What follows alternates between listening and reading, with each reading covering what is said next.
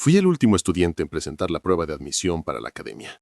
Desde el principio pensé que todo aquello era una pérdida de tiempo, porque ninguna de las pruebas me parecía un desafío real.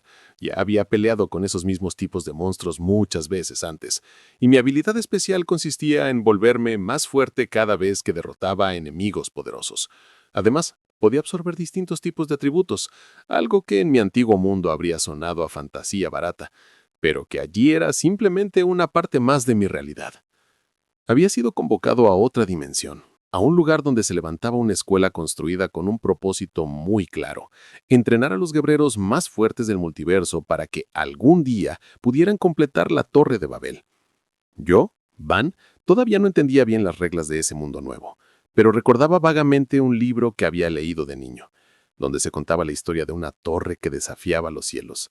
Esa imagen se quedó clavada en mi mente mientras aceptaba la prueba, y la destrozaba con facilidad, como si no fuera nada. En cuanto terminé, fui teletransportado directamente a la academia, con apenas unos minutos antes del inicio de la ceremonia. La gente que estaba allí se sorprendió al verme aparecer, sobre todo porque la fecha límite para nuevos estudiantes ya había pasado. Sin embargo, la sorpresa duró poco. Cuando se dieron cuenta de que yo era humano, empezaron a reírse. Fue entonces cuando comprendí algo importante. En esa academia, los estudiantes no eran humanos. A mi alrededor se mezclaban todo tipo de razas distintas, algunas que jamás habría podido imaginar.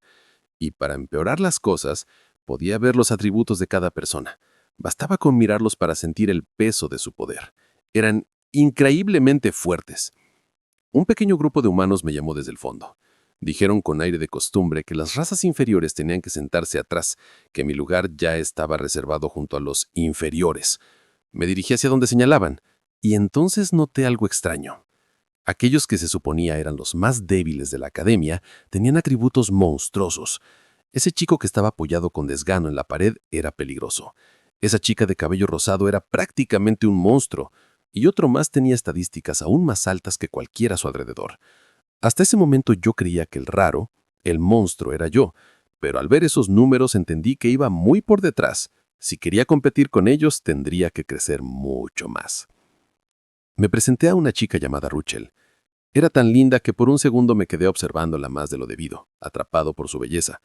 Después saludé a otra chica. A diferencia de Ruchel, sus ojos eran afilados, intimidantes, como si pudieran cortar a cualquiera que se acercara demasiado. Noté que su atención se centraba en mi brazo derecho. Tenía curiosidad por el artefacto que llevaba oculto allí. Le revelé que se trataba de Eva, un artefacto consciente. Su nombre era Doko John, hija de un maestro Murim. Eso me hizo preguntarme si usaba artes marciales y controlaba el ki para provocar explosiones. Los que estaban cerca se rieron de mi comentario, como si fuera una exageración ridícula. Ella se enrojeció, pero terminó admitiendo que no estaba del todo equivocado. El chico bluyo que estaba con nosotros se llamaba Slide. Por lo que pude notar, parecía que solo él y Ruchel eran humanos de verdad ahí, al menos en el sentido más cercano al que yo entendía. Estábamos a punto de seguir hablando cuando una luz intensa nos interrumpió. El techo se abrió y un sonido ensordecedor llenó el lugar. De pronto sentí una presión aplastante caer sobre mi cuerpo. Ruchel, Slide y yo nos quedamos helados. El terror que nos recorrió fue real. Aquella tensión era absurda, abrumadora y me costaba incluso respirar. Sabía que venía de arriba, de algún punto del cielo, pero no podía comprender qué tipo de existencia era capaz de proyectar algo así.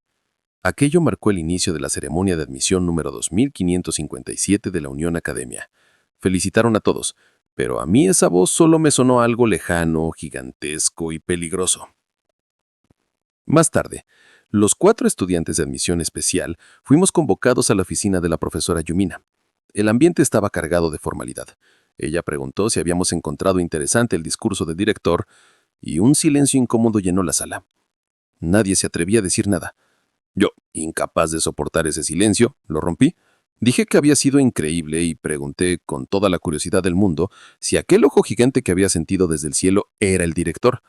La expresión de sorpresa en el rostro de Yumina fue completamente genuina. Doko, en silencio, parecía preguntarse cómo alguien como yo había podido percibir algo que estaba oculto tras una magia tan poderosa. Según su lógica, la presencia del director estaba cuidadosamente velada. ¿Cómo había sido capaz un recién llegado de verlo? Yumina confirmó que efectivamente aquella entidad era el director, una presencia que rara vez se mostraba ante los estudiantes. Después se dirigió a mí de forma directa y me informó que tendría una reunión privada con él más tarde. Aquello no hizo más que aumentar mi desconcierto. Luego, se presentó formalmente como la profesora asignada a nuestra clase especial durante los próximos 5 años. Su mensaje era claro: nuestro éxito sería solo nuestro, así que debíamos esforzarnos al máximo. Nos advirtió sobre la envidia y la hostilidad de los estudiantes regulares, quienes nos verían como intrusos que no merecían estar ahí. Nos pidió que nos mantuviéramos unidos porque desde ese día éramos un equipo que escalaría la torre lado a lado. Para concluir, anunció que la academia nos había preparado un regalo de bienvenida. Una luz intensa llenó la habitación y de pronto noté un peso en mi mano. Un collar con un colgante colgaba de mis dedos. Miré alrededor y vi que los demás también tenían uno. Slide fue el primero en pensar en voz alta, que aquello debía ser una especie de carnet de estudiante. Junine explicó que el colgante era mucho más que eso. Era una identificación, un pase a las instalaciones y un dispositivo personal de teletransportación. Antes de que pudiera asimilarlo, Slide empezó a juguetear con el suyo y en un parpadeo, él, Doko y Ruchel desaparecieron de la habitación. Un instante después, reaparecieron en el mismo lugar, totalmente desorientados y confundidos por lo que acababa de ocurrir. Yumina sonrió con paciencia y añadió que el colgante era la única forma de entrar en la torre, por lo que debíamos cuidarlo como si fuera nuestra propia vida. Los tres salieron de la oficina con expresiones mezcladas entre fascinación y desconcierto, preguntándose por qué yo me quedaba atrás. Doko, siempre observadora, no necesitaba decirlo en voz alta. Probablemente intuía la razón. A fin de cuentas, yo había sido el único que se había atrevido a mirar directamente al director. La escena cambió de golpe. Me encontré sentado, encorvado, en una silla ridículamente grande dentro de una habitación silenciosa e imponente. Cada rincón del lugar parecía diseñado para hacerme sentir pequeño. Mientras miraba el suelo, no podía dejar de pensar que debía haber hecho algo mal para merecer una reunión privada con el director.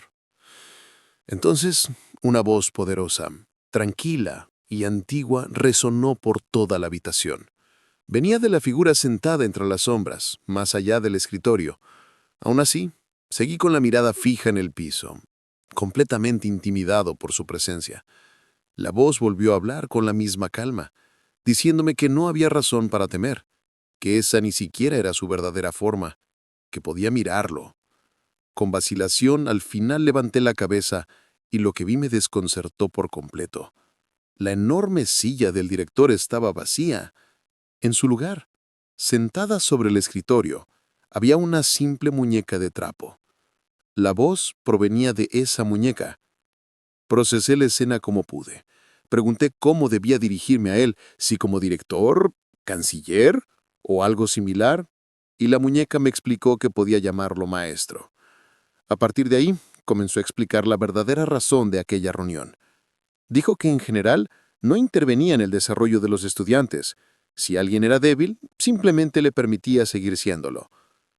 Su único objetivo era presenciar con sus propios ojos a aquel que lograra alcanzar la cima de la torre. Escucha todo en silencio. Para él, la torre era un espectáculo, un escenario. Para mí, en cambio, era el legado de mi familia, algo por lo que estaba dispuesto a arriesgar mi vida.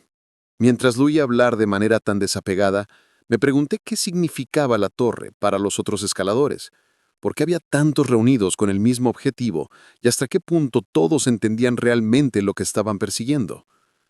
En cierto momento rompí el silencio con la pregunta que me quemaba por dentro: ¿qué era exactamente la torre?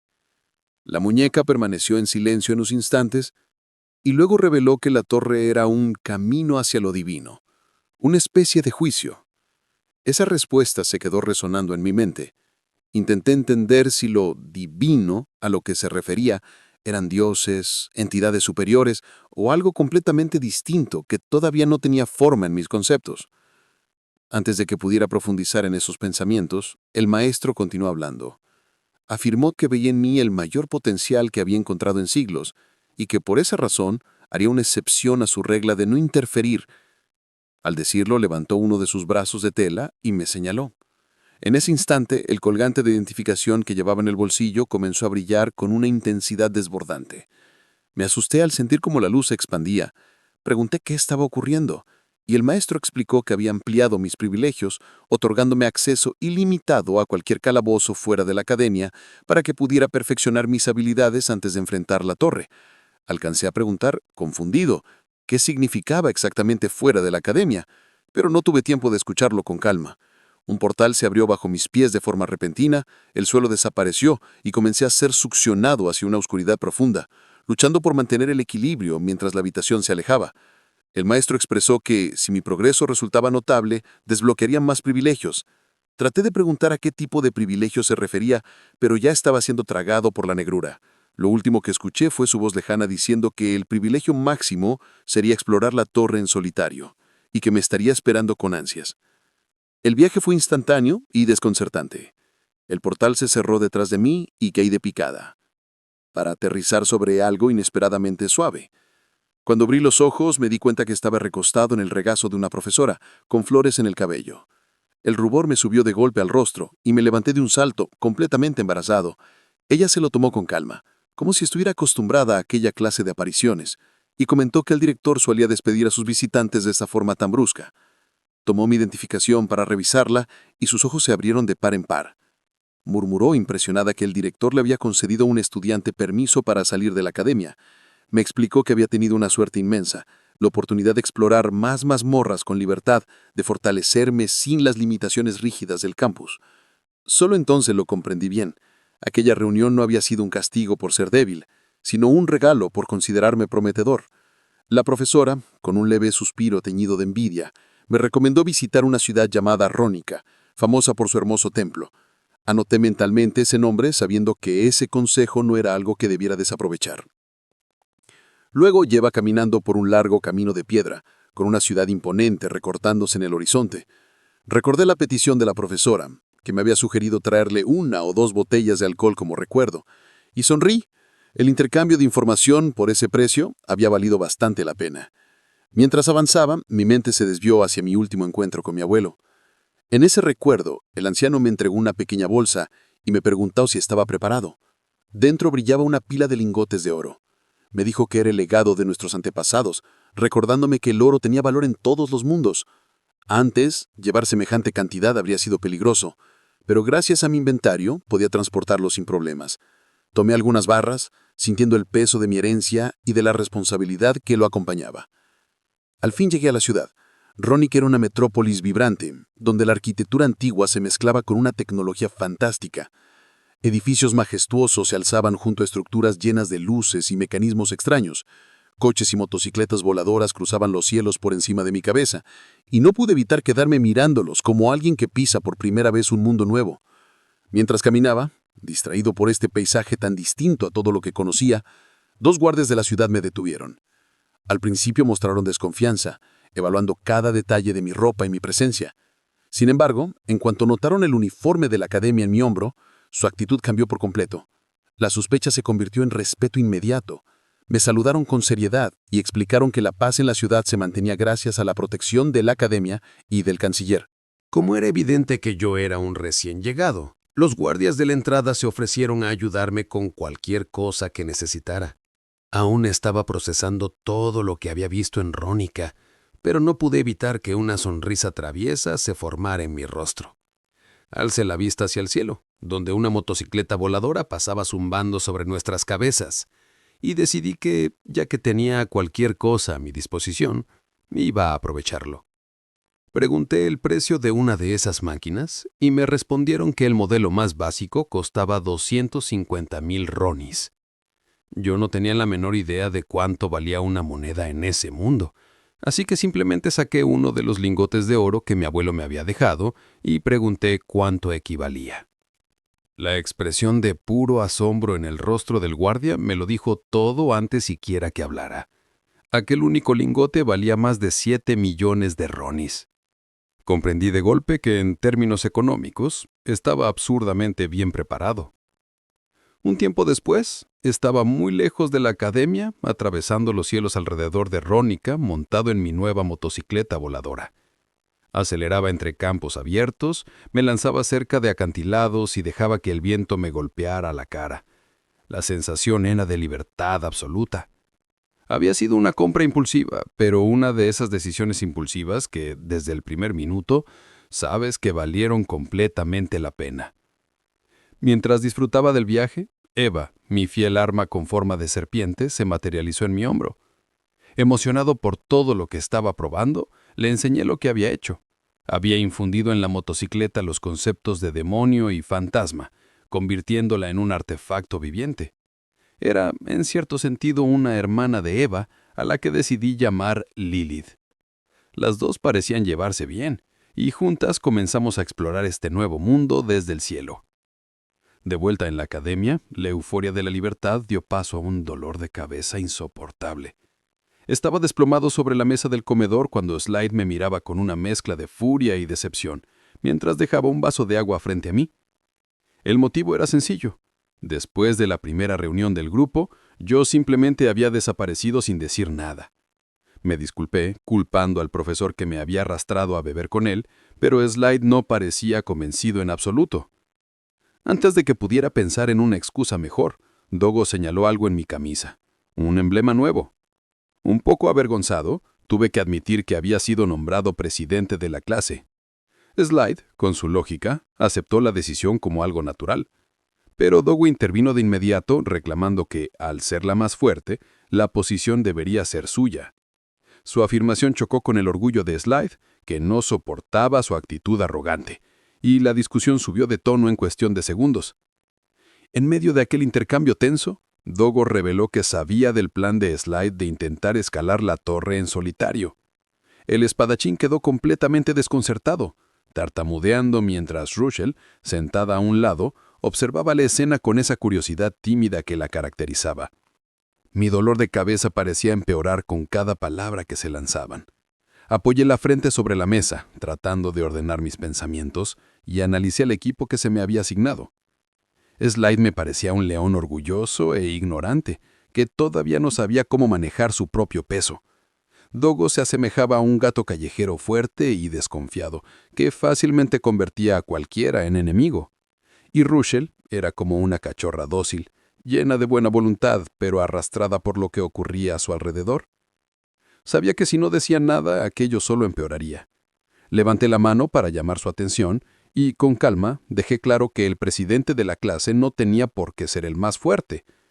Si el líder fuera simplemente quien tiene más poder, terminaría tomando todas las decisiones solo y el resto del equipo se convertiría en simple relleno. Para mí, el verdadero trabajo del líder era unir al grupo, coordinar talentos distintos y hacer que avanzaran en una misma dirección. Tras una larga discusión, en la que Dogo cuestionó cada palabra con su mirada afilada, terminó cediendo. Se puso de pie, me evaluó de arriba abajo y aceptó la decisión, aunque dejó muy claro que para conseguir lo que queríamos, a veces habría que aceptar cosas que consideraba innecesarias. Sus palabras iban dirigidas tanto a mí como, sobre todo, a Slide, que temblaba de ira contenida. Yo por dentro solo podía preguntarme cómo se suponía que lograría que esos dos orgullosos trabajaran juntos.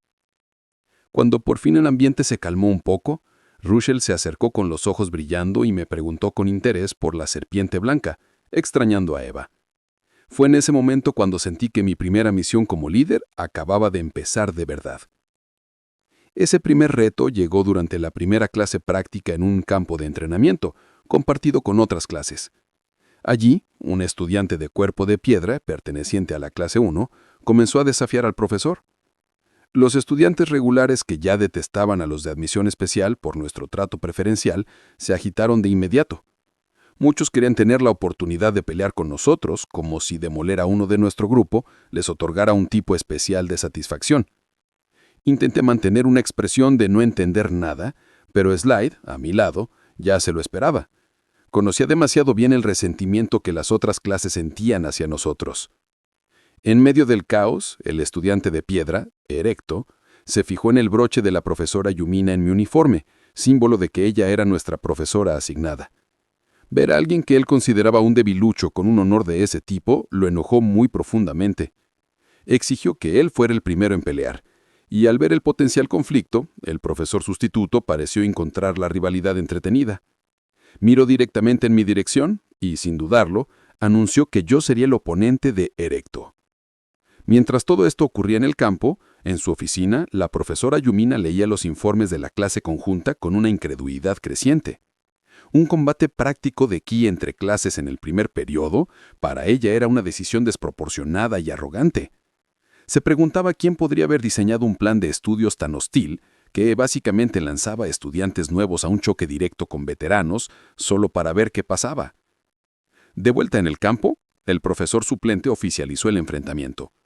Yo levanté la mano con calma, intentando mantener la compostura, aunque el dolor de cabeza y la situación me pesaban. Con una sonrisa controlada, intenté hacer valer la cortesía y dije que mis habilidades no eran adecuadas para el combate directo. Pero aquello solo lo irritó más. Declaró una penalización inmediata, 3 puntos menos en mi calificación, por lo que consideraba una excusa débil. Estaba claro que quería humillarme frente a todos. Pensando rápido, intenté cambiar el enfoque. Expliqué que había sido aceptado en la admisión especial por habilidades únicas que no estaban relacionadas con el combate cuerpo a cuerpo, sugiriendo que ponerme en un duelo físico quizás no era el mejor uso de mis capacidades. Pero aquello solo lo irritó más. Declaró otra penalización, ahora de 5 puntos, dejando claro que no toleraría lo que consideraba falta de respeto. Comprendí que cualquier intento de esquivar el duelo solo empeoraría mi situación. Al final levanté la mano una vez más, y resignado, pero firme, acepté pelear. Sin embargo, añadí una condición. Necesitaba una semana para prepararme y garantizaba que estaría listo para entonces. Mis palabras dejaron el campo en silencio durante unos segundos antes de que una ola de susurros y risas desdeñosas se extendiera entre los espectadores. Para la mayoría de ellos, aquello no sonaba a determinación estratégica, sino a la confesión de un cobarde. Una joven de cabello azul y sombrero de bruja me observaba con escepticismo desde un lado del campo, como si estuviera midiendo mis palabras y dudando de que alguien como yo pudiera hacer algo significativo en apenas 7 días. Mientras tanto, el profesor veía en toda aquella situación una oportunidad de oro.